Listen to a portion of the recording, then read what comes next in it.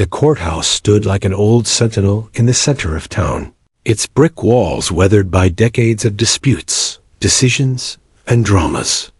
On that chilly morning, its steps were crowded with people. Some came out of duty, others for curiosity, and more than a few drawn by the whispered rumor that today's case promised something unusual. Inside, the heavy oak doors creaked open and swallowed them into a chamber that would soon witness a moment no one would forget. Rachel Turner walked slowly through those same doors, her hand gripping the leash of her German shepherd, Max. To those who didn't know her story, she looked ordinary, just another mother, caught up in the endless web of legal proceedings. Yet for Rachel, every step toward the front bench was a march against the weight of fear. Her chest rose and fell rapidly, her nerves fighting against her resolve. But Max walked calmly at her side, anchoring her spirit like he had countless times before. The courtroom was alive with murmurs. People leaned in to whisper to their neighbors, the scrape of chairs echoing faintly as reporters shuffled for better views. A pair of photographers sat in the back, cameras poised for the drama they knew would unfold. Rachel felt the eyes of strangers on her, as though each glance added another brick to the load she carried. Her ex-husband, Daniel Turner, sat confidently at the opposite table. Dressed in a sharp navy suit, he leaned toward his lawyer, whispering with a smirk. His posture was the opposite of Rachel's, relaxed, assured, almost smug. He believed the day belonged to him, that his lawyer's skill and his own carefully polished narrative would strip Rachel of custody and paint her as the struggling, unstable woman he claimed she was. The bailiff called the room to order, and the chatter died down like a flame starved of air. All eyes shifted toward the front as the heavy side door opened and the judge entered. "Please rise," the bailiff intoned. Judge Michael Reynolds strode to the bench, his black robe flowing behind him. He was a man with a reputation for fairness, but also for sharpness. Lawyers who wasted time, witnesses who lied, or anyone who dared disrupt his courtroom often felt the full force of his cutting words. His mere presence silenced the room, and when he finally took his seat, his gavel struck once with authority. "You may be seated," he said, his deep voice reverberating through the chamber. The sound of shuffling papers and settling bodies followed. Rachel lowered herself into her seat, still clutching Max's leash like a lifeline.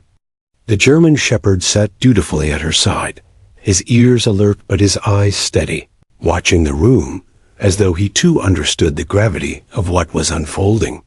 The judge glanced over his glasses at the mother before him, his sharp eyes pausing for just a fraction of a second on the dog at her feet. He said nothing yet, but the small lift of his brow revealed his curiosity. The clerk began reading the case details. Custody dispute.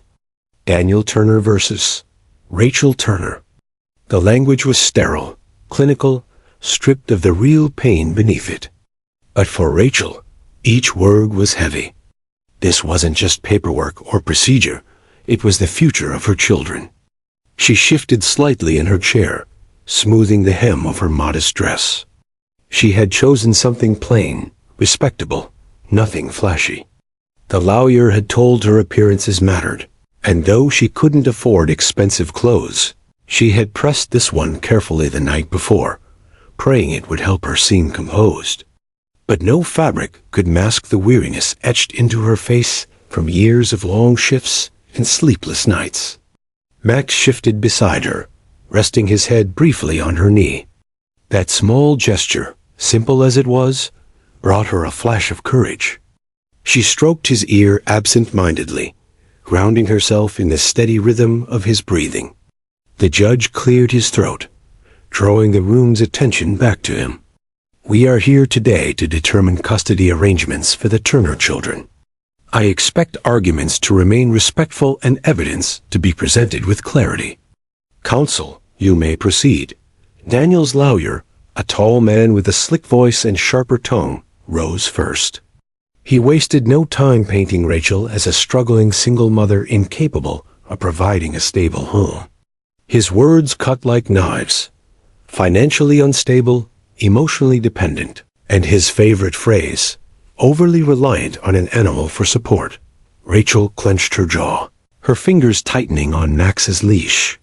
She wanted to protest, to shout that her love and her sacrifices were more than enough. But her own lawyer leaned close and whispered, "Wait, let him finish. We'll respond." Across the aisle, Daniel leaned back in his chair, smirking as if the case had already been won. He tapped his pen against his folder, every movement designed to showcase his confidence. The spectators listened closely, some nodding along, others frowning in disapproval. The reporters scribbled furiously, their pens scratching like the ticking of a clock. Everyone seemed ready for the fireworks they anticipated would come. But amidst the performance of lawyers and the stiff procedures of the court, a different kind of drama pulsed quietly at the front bench. Rachel sat silently, shoulders drawn tight, yet inside her was a storm of fear and determination. She was terrified of losing her children, terrified that Daniel's polished lies would overshadow her truth. Then she looked down at Max. The dog's amber eyes met hers, steady and unflinching. It was as if he reminded her, wordlessly, of every night he had kept her safe, of every time he had nudged her hand when panic threatened to overwhelm her, of every moment he had been there when no one else was. In that instant, Rachel knew she wasn't alone. She inhaled deeply, lifting her chin just slightly, though her heart continued to pound. The trial had only just begun, but somewhere deep in her spirit, she sensed that Max's presence would become more than comfort. He would become the key to showing the truth. The judge adjusted his glasses again, his gaze flicking briefly toward Rachel and Max once more. For reasons even he couldn't explain, something about the quiet woman with the dog caught his attention. Perhaps it was the way she sat with silent resolve despite the attacks against her. Or perhaps it was the dog's poised dignity, as if he too belonged in that courtroom. Whatever it was, Judge Reynolds leaned back in his chair, steepled his fingers, and prepared to listen. The stage was set.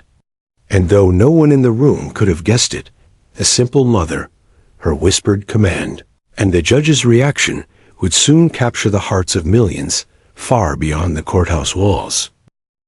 Rachel Turner's story did not begin in the courtroom. It began years earlier, in the quiet corners of her modest life, where resilience was stitched together with necessity. She had not imagined raising 2 children alone. Once upon a time, she had believed in the promises Daniel whispered to her under the stars, that they would build a life of love, that they would weather hardships together. But promises had a way of fading when tested. Slowly and suddenly, Daniel drifted away, until he was a ghost who appeared only when convenient, a paycheck when it suited him, a critic when it didn't. The divorce had not broken Rachel. It was what followed that nearly did. Long nights of balancing shifts at the diner with part-time cleaning jobs. Scrambling to pay rent before the eviction notices piled too high. Sitting at the kitchen table late at night, staring at bills she could never stretch her paycheck far enough to cover. She would glance at her sleeping children in the next room, their faces soft with innocence, and vow that somehow she would keep their world from crumbling. It was during one of those nights, hollow-eyed and exhausted, that she first saw Max. The local shelter had posted a plea, a large German shepherd, 3 years old, set to be euthanized if no one adopted him soon. Something about his photograph eyes amber and haunted, fur a little ragged pulled at her heart. She had no business adopting a dog. She could barely manage the children, her jobs, and her fragile sanity. But something deep inside whispered, "He needs you. And maybe you need him too." The adoption officer had been skeptical. "He's strong, stubborn sometimes. Not the easiest dog for someone with kids." Rachel had knelt in front of Max's cage, her hands trembling as she whispered, "Hey, boy." Max had walked forward slowly, pressed his head against the bars, and closed his eyes. That was enough. She signed the papers. What followed was not easy. At first, Max tested her patience. He barked at shadows, tore through old furniture, and resisted commands. But Rachel, though tired, though stretched thin, did not give up. Night after night, after putting the children to bed, she worked with him in the small backyard. Sit, stay, heel, her voice soft, her patience endless, her determination unshaken. To her surprise, Max responded. He learned quickly, eager to please once he realized she would not abandon him like so many others had. Slowly, discipline replaced chaos. More importantly, a bond grew between them, quiet, unshakable, and profound. It was Max who first sensed her panic attacks before they spiraled. He would nudge her hand when her breathing grew shallow, lean against her legs until her world steadied again. It was Max who barked furiously one night when her youngest son, Ethan, darted toward the street. His bark froze the child in place, saving him from an oncoming car. To outsiders, he was a dog. To Rachel, he was proof that love, whether human or animal, could be salvation. But in the courtroom, Daniel's lawyer twisted that bond into something ugly. "Your Honor," the man said smoothly, pacing in front of the jury box, though no jury was present, "my client believes Mrs. Turner's situation, while sympathetic, demonstrates clear instability. She works excessive hours, relies on neighbors for childcare, and leans far too heavily on this." Dog. He spat the last word like it was distasteful. This is not a picture of stability. It is a picture of fragility. The children deserve more. Rachel sat stiffly, her cheeks burning as the words echoed. Fragile. Unstable. The lawyer's voice was poison, dripping into every corner of the courtroom. Max shifted beside her, sensing her tension. She bent her head, whispering so quietly no one could hear. "It's okay, boy. We'll show them." Her own lawyer stood, ready to defend, but Rachel couldn't stop the flood of memories. The long nights when she returned home and found Max curled protectively by the children's beds. The evenings when laughter echoed in their small living room, as Ethan tried to teach Max silly tricks. The mornings when she left for work at dawn, Max watching from the window with patient, loyal eyes. Was that fragility? Was that weakness? To Rachel, it was the very definition of strength. She had built a fragile world into something livable, with scraps of love and loyalty, piece by piece. But the lawyer's words struck their target. Whispers moved through the crowd again, heads tilted, brows furrowed. Some looked at Rachel with pity, others with skepticism. Even the reporters scribbled furiously, no doubt eager to paint her as a struggling mother with too much weight on her shoulders. Rachel's throat tightened. She wanted to scream the truth, to shake them until they saw what she saw, that her children were happy, cared for, loved beyond measure. That Max was not a weakness, but a guardian who had helped her survive when others abandoned her. But her voice caught. Her courage wavered. Then Max, as if sensing the storm in her chest, pressed his head against her knee again.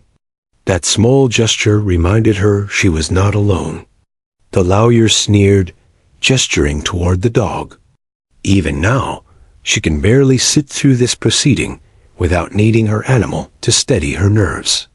Is this the role model we want raising children? Rachel closed her eyes briefly, inhaled deeply, and exhaled. For a moment, silence filled her mind, broken only by Max's steady breathing. She knew words alone might not be enough.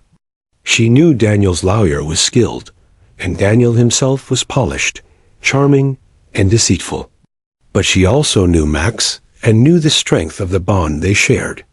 Her hand tightened on his leash. She leaned down, her lips brushing his ear, and whispered a single command. The courtroom did not yet know it, but everything was about to change. The courtroom was frozen in an uneasy stillness. Rachel's whispered words had slipped past her lips so quietly that only Max had heard them. Her hand brushed his fur with a trembling tenderness, and the German shepherd's ears flicked, his amber eyes locking on hers, as though the two shared a secret language no one else could understand. "Sit, Max," she whispered again, softer still, her lips barely moving. The great dog stirred, lifting himself with calm precision. His body rose in one fluid motion, controlled and deliberate, like a soldier trained to respond without hesitation. His sudden movement startled several spectators. A collective murmur rippled through the benches. Cameras shifted, pens paused mid-scribble. Max stood tall beside her, chest out, tail still. He turned his head, eyes forward, ears alert. Then Rachel's voice, quiet but firm, came again. "Heel." Max stepped into place, moving with such exact obedience that the opposing lawyer faltered mid-sentence, his carefully rehearsed argument dissolving into a stutter. Max's paws clicked softly against the polished floor, each step measured, each command followed with unwavering discipline. The room held its breath. Rachel spoke once more. "Down." Max lowered himself slowly, gracefully, lying across Rachel's feet like a protective shield. Then, on her final whisper, "Head," Max rested his chin gently on her lap, his amber eyes gazing upward, patient and serene. For several long seconds, silence consumed the courtroom. Even Judge Reynolds, so often impassive and stern, leaned forward slightly, his face betraying something rare, curiosity. The opposing lawyer attempted to recover. He forced a laugh, though it came out brittle. "Your Honor, this display is irrelevant to the matter at hand. We are here to discuss the welfare of the children, not to watch a dog perform tricks." But no one was listening. The jurors in the spectator benches leaned forward, captivated. Reporters scribbled furiously, recognizing a moment that begged to be captured. A woman in the back wiped at her eyes, though she herself could not explain why. Rachel's lawyer seized the moment. "Mrs. Turner," he said softly, guiding her to speak, "can you explain to the court why Max is so important to your family?" Rachel's throat tightened, but she steadied herself with a deep breath. She stroked Max's ear, her voice trembling but clear enough to carry through the hushed chamber. "When I adopted Max, he was broken. Nobody wanted him. He had been abandoned. I trained him myself every day with patience and love. He learned to listen because he trusted me. And in return," her voice cracked, but she pressed on. "In return, he saved me." She lifted her gaze to the judge, her eyes glistening. "When my son nearly ran into the street, Max barked so loudly he froze him in his tracks. When a fire started in our kitchen, Max barked until neighbors came rushing to help us. And every night, when my anxiety keeps me awake, Max rests his head against me until I remember I'm safe." She paused, glancing down at her children seated quietly beside their grandmother. They looked at Max with wide, adoring eyes. He's not a crutch. He's family. He's protection. He's love. A heavy silence followed her words, broken only by the faint hum of the ceiling fan. Judge Reynolds removed his glasses slowly, wiping them with a cloth in a gesture that gave him a moment to compose himself. His gaze flicked between Rachel, Max, and the restless lawyer who had just lost control of the narrative. For all his years on the bench, for all the thousands of cases he had presided over, he had never seen something like this. The lawyer tried again, his voice raised, desperate. "Your Honor, this is sentimentality. It's manipulation. A dog, no matter how well trained, cannot raise children." Rachel's lawyer countered instantly, his tone sharp. "No, but it can protect them. It can stabilize a household. And it can prove that Mrs. Turner, despite every hardship, has built a home filled with structure, discipline, and love." The judge's gavel struck once. Order. The sound echoed, sharp and commanding, silencing the tension. But beneath the surface, the mood of the room had shifted irreversibly. No longer did people see Rachel as a fragile woman clinging to an animal for support. They saw a mother who had taken what little she had and turned it into strength, into protection, into proof of her ability to nurture and defend. Max lay still at her feet, his chin on her lap, his body calm.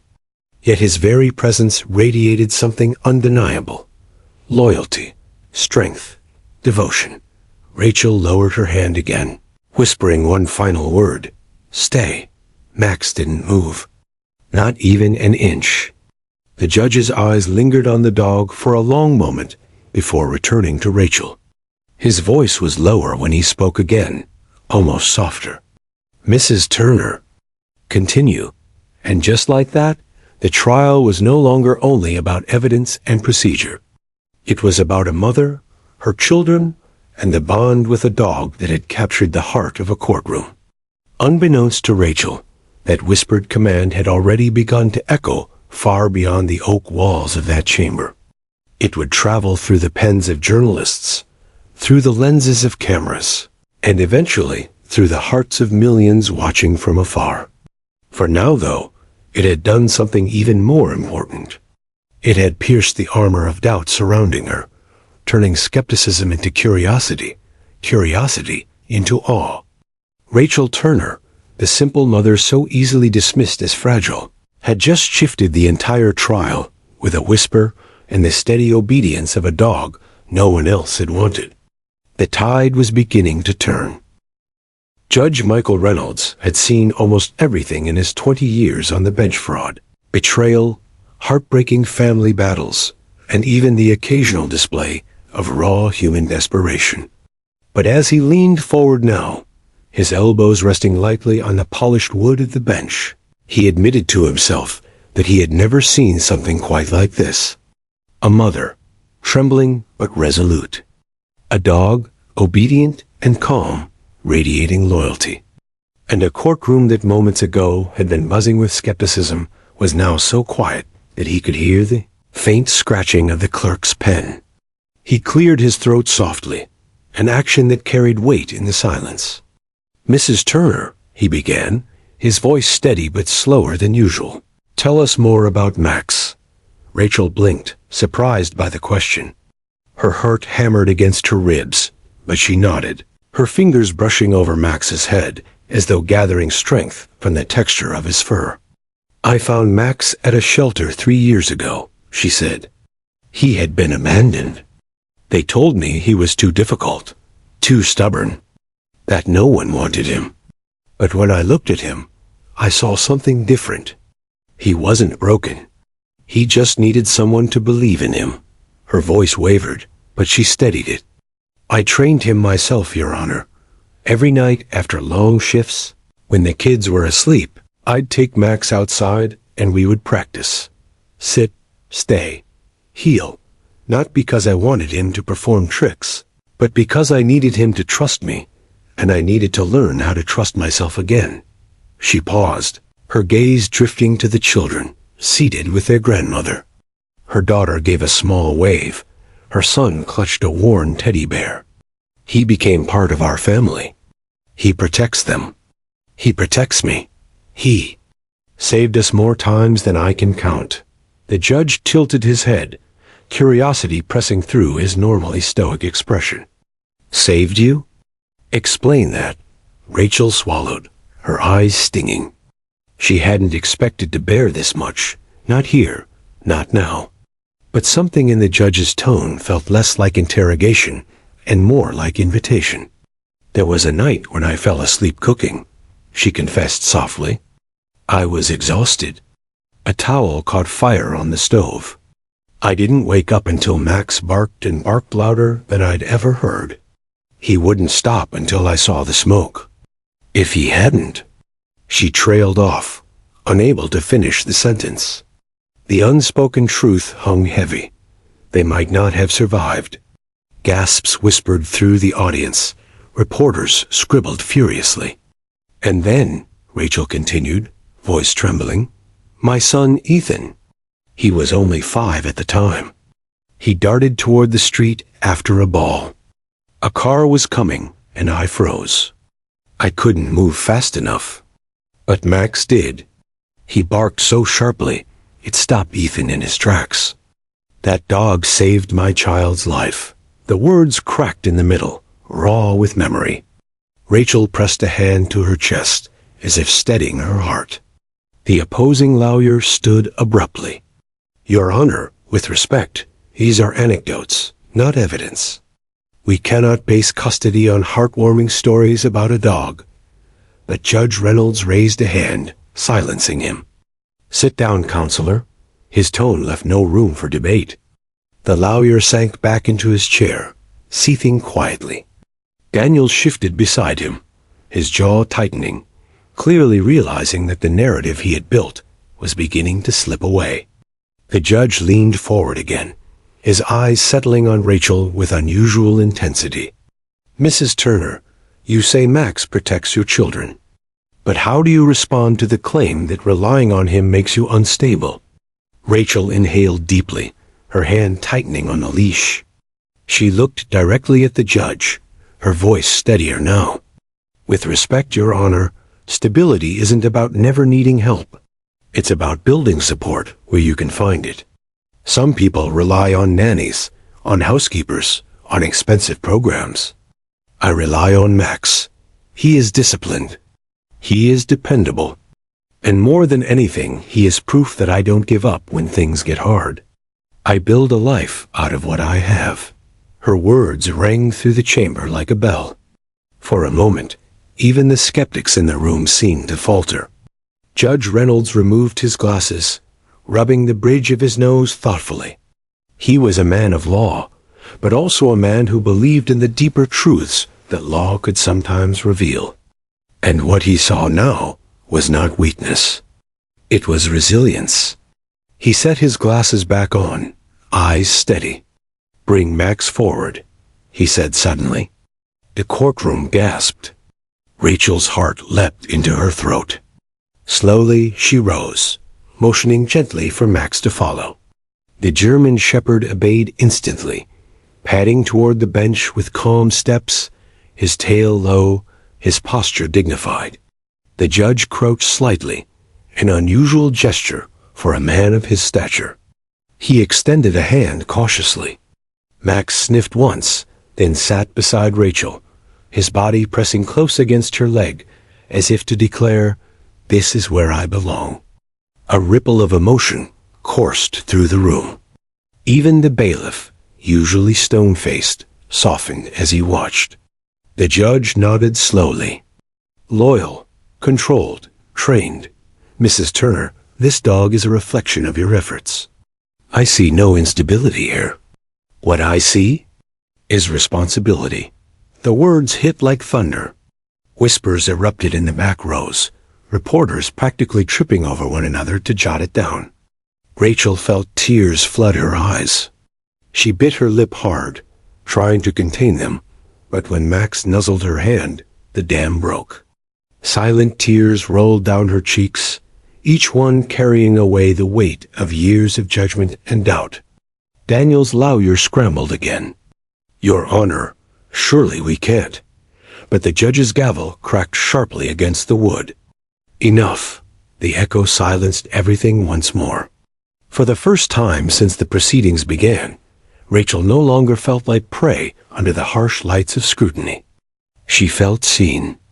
Not as a fragile woman leaning on a dog, but as a mother who had clawed her way through hardship and found strength in unlikely places. And though the verdict was still far from delivered, something undeniable had shifted. Judge Reynolds had opened the door, not just for testimony, but for truth. And now, the tide of the courtroom was flowing in Rachel's direction. The heavy sound of the gavel still echoed in the chamber when Judge Reynolds leaned back in his chair, fingers steepled beneath his chin. The room seemed to hold its breath, waiting for what he would say next. Rachel, still at the bench with Max, pressed against her leg, tried to calm her pounding heart.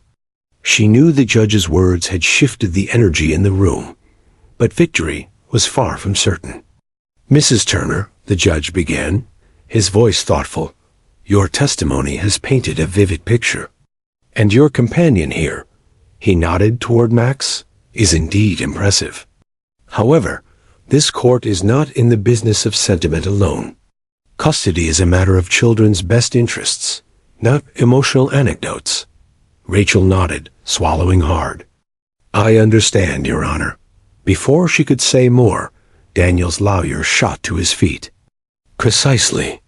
Your Honor, while my client respects Mrs. Turner's enthusiasm for her pet, we must not allow theatrics to overshadow facts. She admits herself that she depends on this animal for stability. That dependence underscores instability. How can a mother who cannot function without a dog be considered the more reliable parent? A low murmur rippled through the audience, some nodding, others shaking their heads. Judge Reynolds tapped his gavel once, silencing the noise. His eyes, sharp as steel, locked on the attorney. Counselor, watch your tone. This court will not reduce testimony to mere theatrics. We are speaking about lives, two young children who deserve safety, love, and stability. Proceed carefully.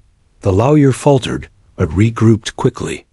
With respect, Your Honor, Mr. Turner provides financial security, a steady home, and an environment free from canine crutches. Isn't that the more rational choice? Rachel's fists clenched, but before she could respond, the judge raised a hand. We'll hear from Mr. Turner shortly. For now, I want clarity. He turned back to Rachel. Mrs. Turner, does your reliance on Max interfere with your ability to parent? Rachel met his gaze, unwavering. No, Your Honor. My children are not raised by Max. They are raised by me. Max is an extension of my discipline, not a replacement for it. If anything, he makes me stronger. He reminds me I can overcome hardship. And my children, her voice cracked but steadied, they don't just see me as a struggling mother. They see me as someone who stands, who builds, who protects. That is what Max represents. For a moment, silence wrapped the courtroom like a blanket. Then Daniel finally rose. His voice, smooth but cold, carried across the room. Your Honor, this is absurd. I didn't file for custody because of a dog. I filed because Rachel is unfit. She works nights, she's constantly tired, and she drags our children into her struggles. They deserve better. Rachel's head snapped toward him, fury flashing in her eyes. Better or easier? You want custody because it's convenient. Because suddenly you've decided you can play the role of the hero without ever being there through the storms. Daniel's jaw tightened, but he didn't flinch. I can provide stability. Stability without love is a cage, Rachel shot back. Her voice rose with conviction now, carried by the momentum of truth. I might not be perfect, but I've been there for every scraped knee, every nightmare, every morning when they needed breakfast, and every night when they needed a story. Where were you, Daniel? Out working? Out escaping? You call that stability? To them, it felt like abandonment. The gallery gasped, the weight of her words rippling like a wave. The judge let the silence settle before speaking again, his voice low but powerful. Mr. Turner, you will have your chance. But I must admit this court cannot ignore the evidence of dedication demonstrated here today. Daniel's lawyer scrambled, sensing control slipping away. Your Honor, with respect, we must bring this back to documented facts. Financial records, housing, school reports. Emotional speeches, however moving, should not sway a court of law. But Judge Reynolds leaned forward, eyes narrowing. Counselor, do you presume this court cannot discern the difference between empty sentiment and authentic truth? What I witnessed today was not theater. It was testimony in action. He gestured toward Max, still sitting calmly, eyes alert. That dog did not obey because he was trained to entertain. He obeyed because of trust, discipline, and bond. If anything, it reflects on Mrs. Turner's capacity to instill consistency and reliability in her household. A sharp hush fell. Reporters scribbled, cameras clicked softly, and whispers surged in the back. Rachel's breath caught. For the first time, she felt the tide truly turning in her favor. Daniel slammed his palms on the table, startling even his own lawyer. "This is ridiculous." His voice cracked with frustration. "You're going to let a dog decide custody?" The judge's gavel slammed down again, harder this time. "Enough, Mr. Turner. Control yourself." His eyes blazed with authority. "This court decides custody based on what is in the children's best interest. And what I see is a mother who, despite hardship, demonstrates resilience, resourcefulness, and profound devotion. That dog is not the issue. It is the evidence." Daniel froze, his chest heaving with fury. Rachel placed a calming hand on Max, tears slipping down her cheeks. Not tears of defeat this time, but of hope. The judge straightened, adjusting his robes. "I will take a short recess before delivering my decision. During that time, I want both counsels to prepare their final arguments. But know this, my judgment will not be swayed by wealth alone. This is about who embodies true stability and devotion." The gavel struck once more. Court is in recess. The room erupted in whispers and murmurs, like a storm unleashed. Reporters rushed to call editors. Audience members leaned toward each other in hushed tones, and Rachel felt her knees nearly give out as relief washed through her. She knelt beside Max, wrapping her arms around his neck, whispering into his fur. "We're almost there, boy, almost." Max pressed his muzzle against her cheek, steady and unwavering, as though he understood. And though the recess had begun, the entire courtroom already knew one thing: whatever verdict came next, this trial would be remembered. The courtroom buzzed like a restless hive during the recess. Reporters darted in and out, feeding headlines into phones and laptops. Spectators whispered, their eyes darting between Rachel, Daniel, and Max as though watching a drama too vivid to look away from. Rachel sat quietly at her table, her hands gently stroking Max's fur. The weight of everything pressed down on her chest, yet she felt a calmness now. The storm had raged, the doubts had been shouted, but for once, she wasn't crumbling beneath it. She had stood tall because Max had stood with her. When the bailiff's voice boomed, "All rise," the air shifted once again. Judge Reynolds entered, his expression carved from stone. The gavel struck. Court is back in session. The judge's eyes swept the room. "We will now hear final arguments before this court reaches a decision. Counsel for Mr. Turner, you may proceed." Daniel's lawyer stood briskly, smoothing his suit. His tone was sharp, polished, rehearsed. "Your Honor, while we can appreciate Mrs. Turner's passion for her dog, this case is not about a German Shepherd. It is about two children who deserve stability, safety, and a future.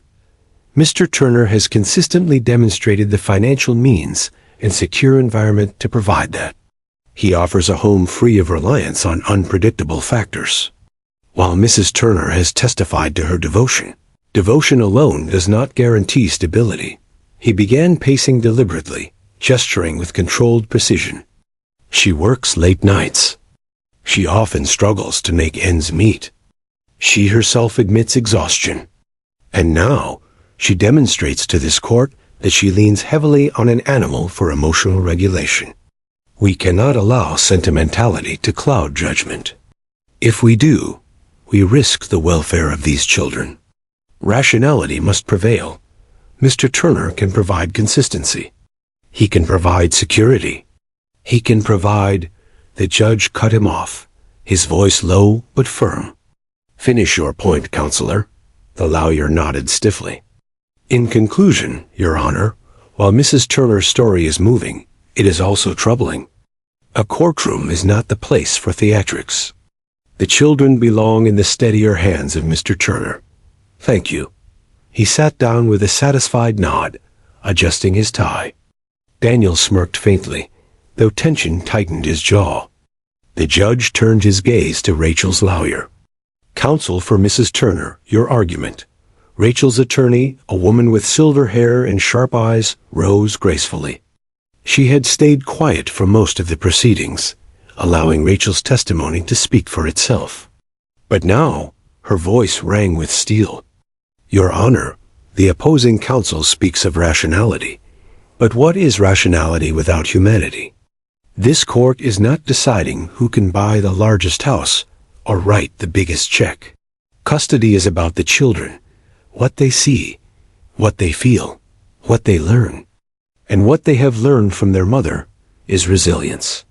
She stepped closer to the bench, her voice steady. Mrs. Turner has proven that she does not fold under hardship. She has proven that she nurtures, protects, and sacrifices for her children.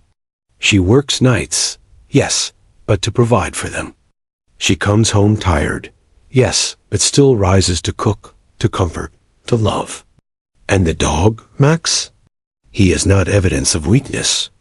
He is living proof of her strength. She took a creature the world cast aside as unworthy and turned him into a symbol of discipline and devotion. That is not instability. That is parenting. The attorney paused, letting the words sink in.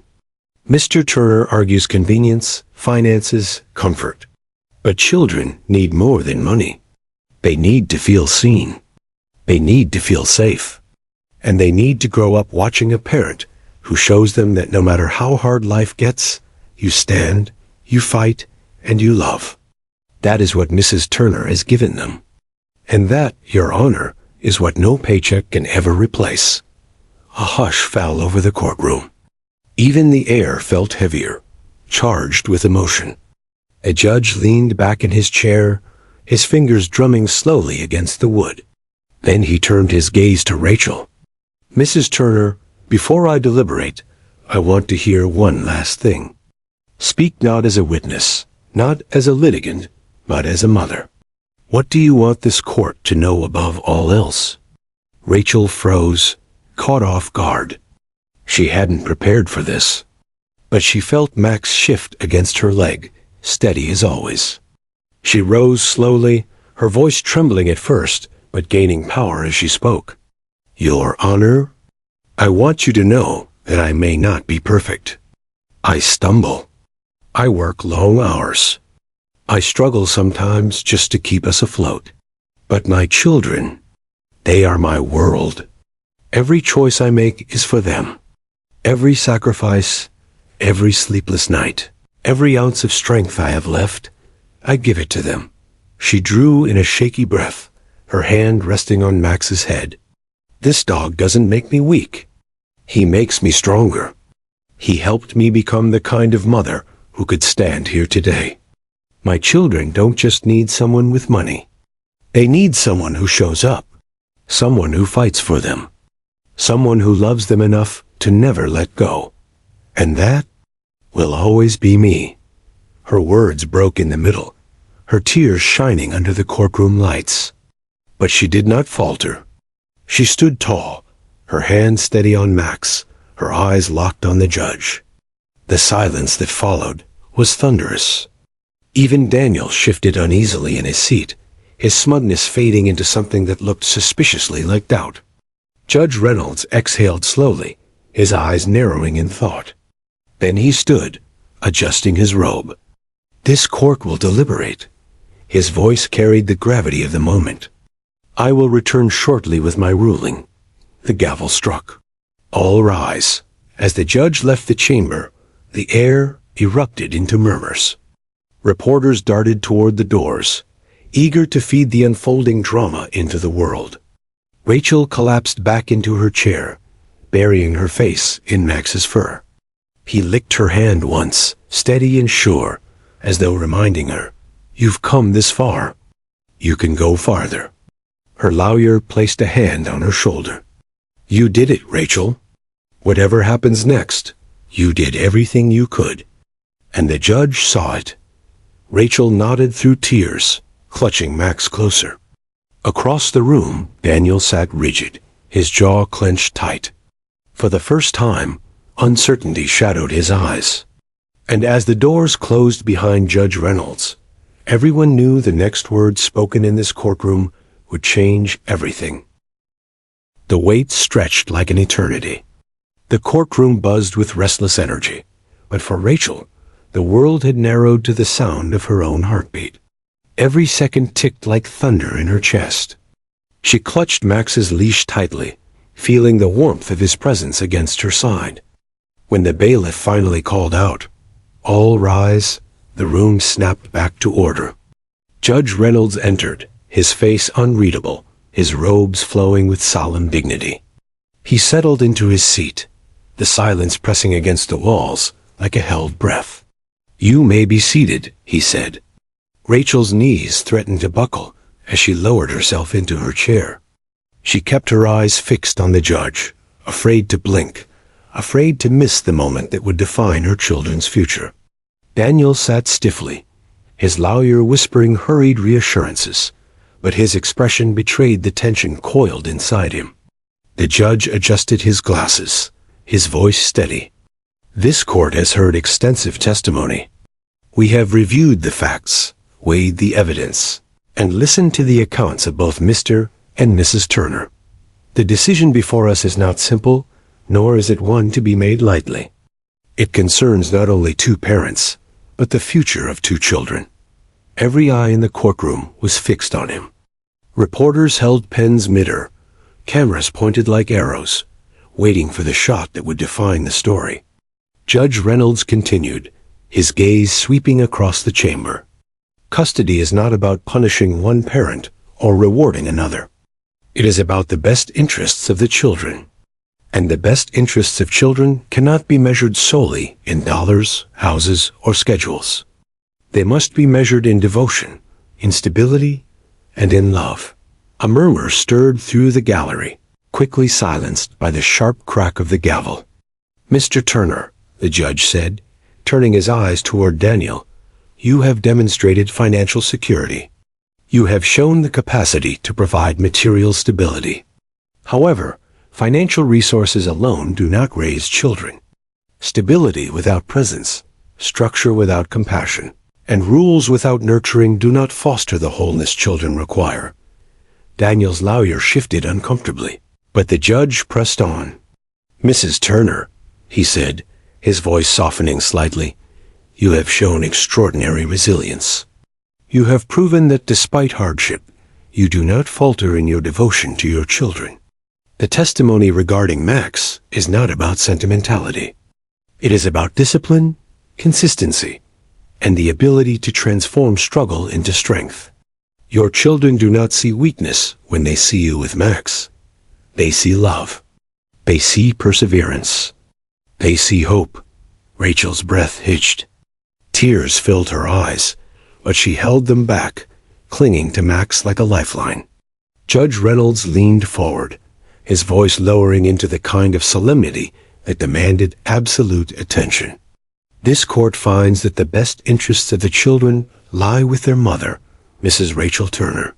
Full custody is hereby granted to her, with reasonable visitation rights for Mr. Turner." The words hit the room like a clap of lightning. Gasps erupted, followed by a flurry of whispers. Reporters scribbled furiously, some already rushing toward the exits to break the story. Rachel's hand flew to her mouth, a sob escaping as tears spilled freely. Max wagged his tail, pressing into her side as though sensing the victory. Her lawyer squeezed her shoulder, whispering, "You did it." But Judge Reynolds wasn't finished. He raised his gavel again, pausing for silence. When the room settled, his next words would carve themselves into history. "Let it be known," he declared, his eyes sweeping the gallery, "that stability is not defined by wealth alone. It is defined by love, devotion, and the willingness to stand when the world expects you to fall." Today, this court affirms that strength can be found in unexpected places, even in the bond between a mother and her dog. That bond has shown us discipline, loyalty, and hope. And those qualities, more than any paycheck, are what children need to grow. The chamber erupted. Gasps, applause, and even tears swept through the audience. Though courtrooms were not places for applause, the sheer emotion was unstoppable. Reporters darted for the doors, already knowing these words would ignite headlines, debates, and viral clips across the nation. Rachel collapsed against Max, sobbing into his fur. Her children rushed forward, their grandmother guiding them. The little girl threw her arms around her mother's neck, whispering, "We're staying with you, Mommy. We're staying." Rachel held them close. The three of them wrapped around Max like a single unbreakable bond. Daniel sat frozen, his face pale, anger and disbelief warring in his eyes. His lawyer tried to console him, but the moment was already lost. The courtroom's energy had shifted irrevocably. Judge Reynolds struck his gavel one final time. Court is adjourned, but his words lingered far beyond the echo of the wood. Reporters replayed them, commentators dissected them, and the world latched onto the story. A simple mother, her loyal dog, and a judge who reminded everyone what strength truly means. As Rachel walked out of the courtroom, Max at her side, her children clinging to her hands, cameras flashed like fireworks. She kept her head high, her tears now tears of joy. For the first time in years, she felt free, not just from doubt, not just from Daniel's accusations, but free in the knowledge that she had been seen for who she truly was. A mother, a fighter, a woman who had turned hardship into strength. And at her side, the dog who had never let her fall. The courthouse steps were swarmed with flashing cameras and buzzing microphones. Reporters pressed forward like waves, each one desperate to capture the first words of the woman whose story had just captured the nation. Rachel stepped into the sunlight, Max at her side, her children clinging tightly to her hands. She squinted against the glare of the cameras, her breath shallow, but her posture unbroken. For years she had walked with her head lowered, weighed down by whispers of doubt. Today she stood tall. "Mrs. Turner." Voices called from every direction. "How does it feel to win custody? What role did Max play in your victory? What do you want the world to know about mothers like you?" Rachel froze under the barrage, overwhelmed. But Max nudged her leg, grounding her in that simple, steady way he always did. She took a breath and spoke, her voice trembling at first, but growing stronger. "I didn't win today," she said, shaking her head. "My children won. They get to stay in the home they know, with the love they've always had. Max didn't make me weak. He reminded me that strength isn't about doing everything alone.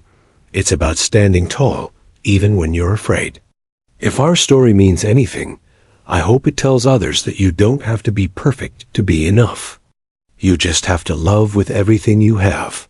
Her words rippled through the crowd like a spark catching dry grass. Reporters scrambled to broadcast them.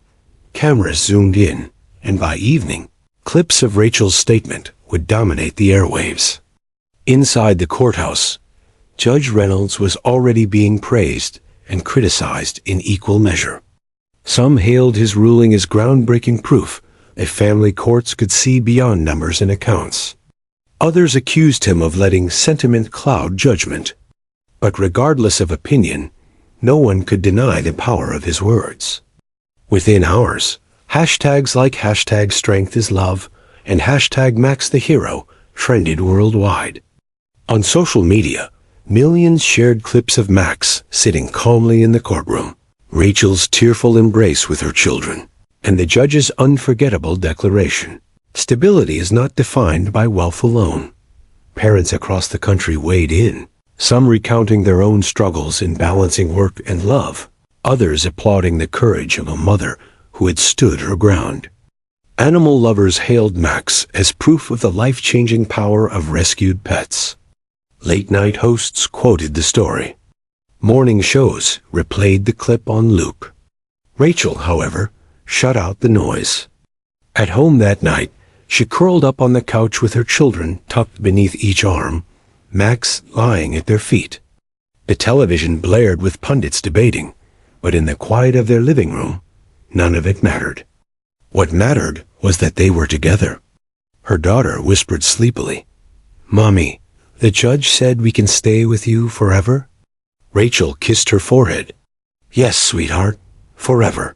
Her son buried his face in Max's fur, giggling. "Max is famous now." Rachel laughed softly, tears shining in her eyes. "He's always been famous to us." For the first time in years, she allowed herself to breathe deeply, free from the constant fear of losing her children. Days turned into weeks, and the story refused to fade. A local shelter invited Rachel and Max to speak about the power of adopting animals. Schools requested her to share her journey of resilience with parents and teachers. Even national organizations reached out, asking her to tell her story to inspire others. At first, Rachel hesitated. She wasn't a speaker. She wasn't extraordinary. She was just a mother who loved her children and happened to have a dog who'd saved them more than once. But slowly, she began to realize maybe that was the point. Maybe ordinary people needed to hear that being enough didn't require perfection. One evening, as she stood in front of a small crowd at a community center, her voice quivered but carried truth. "I'm not here because I'm special," she said. "I'm here because life tested me, and I refused to give up. My children needed me, and I found the strength to stand not alone, but with Max by my side. If you're struggling, if you feel like you're not enough, remember this. Love is enough. Resilience is enough. And sometimes, the very things the world tells you are your weaknesses become your greatest strengths." The audience erupted in applause. Rachel wiped tears from her cheeks, Max sitting proudly at her feet. The viral storm eventually settled, as all stories do. New headlines replaced the old. New controversies stole the spotlight. But for Rachel and her children, life found a new rhythm. They grew stronger, steadier, not because the world was watching, but because they finally believed in themselves again. Every morning, Rachel woke to the sound of her children's laughter and Max's paws padding across the kitchen floor. Every night, she tucked them in with stories, Max curled faithfully beside the bed. And each time she caught her reflection, she no longer saw the weary, uncertain woman she once had been. She saw a mother who had fought and won. And though the cameras no longer crowded her doorstep, though the hashtags faded, one truth endured in every heart that had witnessed her story. Sometimes the simplest voices, the whisper of a mother to her dog, the steady loyalty of a pet, the quiet resilience of love speak the loudest. Rachel Turner had whispered a command in a courtroom. A dog had obeyed, and a judge had reminded the world what truly mattered. Their story had gone viral, but more importantly, it had changed lives, including their own.